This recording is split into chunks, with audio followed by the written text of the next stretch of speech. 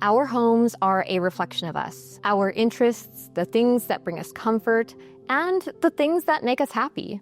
But decorating can be overwhelming and expensive, especially if you feel bombarded by design rules. So today, let's talk about some easy ways to spruce up your space without the added pressure of getting it right and in a way that's authentically you. I'm Audrey, and I help busy people slow down and recognize the beautiful things in life so they can actually enjoy them. So why is it important with all of the things that we have to do every single day to put time and effort into the space where we live? I mean, there's so many other things that we could be doing. Maybe you're renting a place for a small amount of time and you're just kind of like, well, it doesn't really matter how things look as long as things are comfortable. And for a lot of people, it may not matter. But there are a lot of benefits to actually putting the time and effort into making the space feel like it's yours. Where you live is an expression of your tastes, your moods, your interests, your dreams. And on top of all of that, the world around us is so chaotic. But your home can be really the only place where you have creative control. Sure, if you're a renter, maybe you're not necessarily knocking down walls, but you can make that space reflect who you are as a person. And in that way, you do have a lot of control over how it looks and how it feels, and how when people walk into your door, it also affects how they feel and what it says about you, whatever message you want that to be. Maybe you want your home to be incredibly cozy. Maybe you want it to be very light and airy. Maybe you want it to be a place where people feel like they can relax and make themselves at home. Or maybe it's your sanctuary. This is your space that is simply for you. Whatever your mood, whatever your interests, whatever your intention, that is what your home can be. And that has to do with the way you decorate it, what you put into it, what you infuse from yourself into that space. And finally, you may feel like you don't have the skills to decorate, or there are too many rules. And we'll get to those rules in a bit, but you never know. Your space might turn out a lot better than you thought it would. And that's a really great feeling.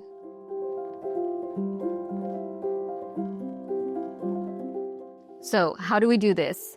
How do you decorate your space if you really haven't even thought about it or felt like you had time to think about it before?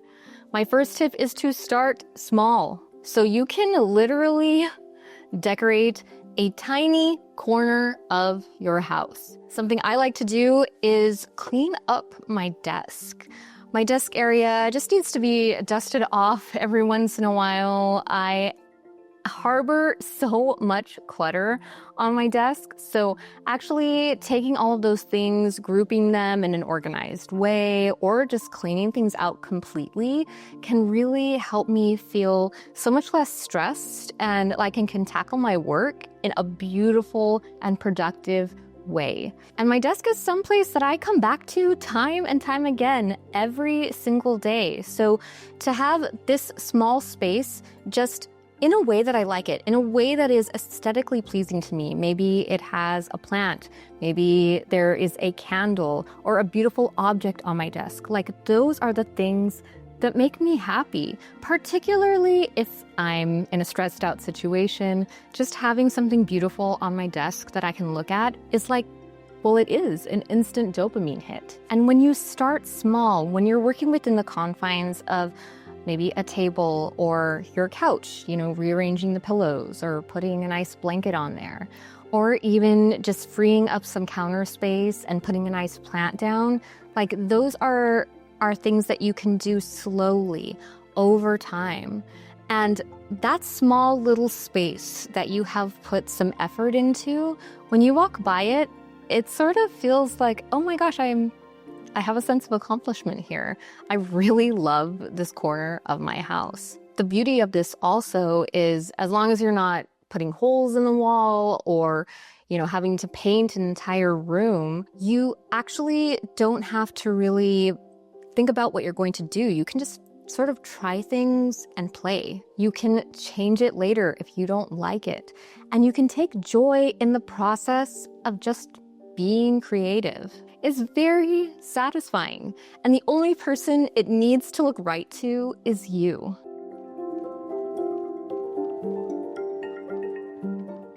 And on that note, my second tip is to make your own rules. I know this from experience because this house was built not that long ago. I went through a huge, very privileged change of being able to build this house, basically like from the ground up. Biggest takeaway that I have from that experience, aside from when safety is involved, when you're designing a space, you make your own rules. I was so concerned with, what would be timeless? What would make my house look current for as long as possible? What were the design rules of my space that I should have adhered to? And that mentality of like always following other people's rules would have made this house really, really boring. I mean, I'm not going to get into what boring means to me because my version of boring is different from other people's versions of boring, but it would not have been a space that I loved. I love color. I love pattern. Like, my house is very, very eclectic, and it is filled with things that make me happy. We didn't really follow a lot of rules, and now our space is filled with joy. When people walk into our kitchen has this yellow range hood and the cabinets are blue. It's like an explosion of color, and it's happy. It's meant to make people feel happy when they walk in. I don't think it would have been that way if we were afraid to take some risks with color. Another example of this is my TV. My TV is a huge part of my life. Storytelling is a huge part of my life. I absolutely love watching TV shows, and having a big black box in the middle of my living room is fine with me. A lot of people want to hide their TVs, and it does look nice. Like, those frame TVs are beautiful. Like, having it recessed into the wall, or all the innovative ways that people hide TVs is great, and that's just not cost effective for me, nor do I want to hide it because I use it. And also, to be honest, those things, those rules, the average person is not going to notice them. They're going to care about how they feel when they're in your presence and when they're in your home. And the most important thing is how you feel in your home.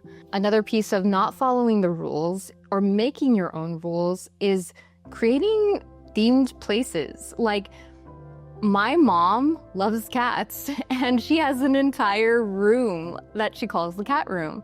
And it's sort of like a tribute to her cats. She has little tchotchkes that are cats, pictures of cats, and she feels happy when she's in that room. My sister, who's an artist, has the most amazing studio. Like, there are clouds hanging from the ceiling. There are stars hanging from the ceiling. I mean, she put a lot of work and effort into this place. It feels like a dreamland. And a lot of people would say, like, oh, well, themed rooms, like, that's so cliche. But it makes me happy going over there and being in those spaces. And part of it is because I know it brings them joy. And my mom and my sister put a lot of time over time into these things. This cat room didn't happen all at once. This studio didn't happen all at once. And it takes time, but it doesn't have to take a lot of time all at once. Actually showing up for yourself in this way to make a comfortable and beautiful home for yourself is actually a way of giving yourself self-care. It really does show that you are worth this time and this effort, even if it's just 5 minutes here and there. And that's a beautiful thing. I had mentioned my desk before and cleaning it up, and I actually have a whole video on beautiful spaces and productivity. So if you're interested in that, I will go ahead and leave it on the screen. As always, thank you for watching, and I will be back next time with more beautiful things.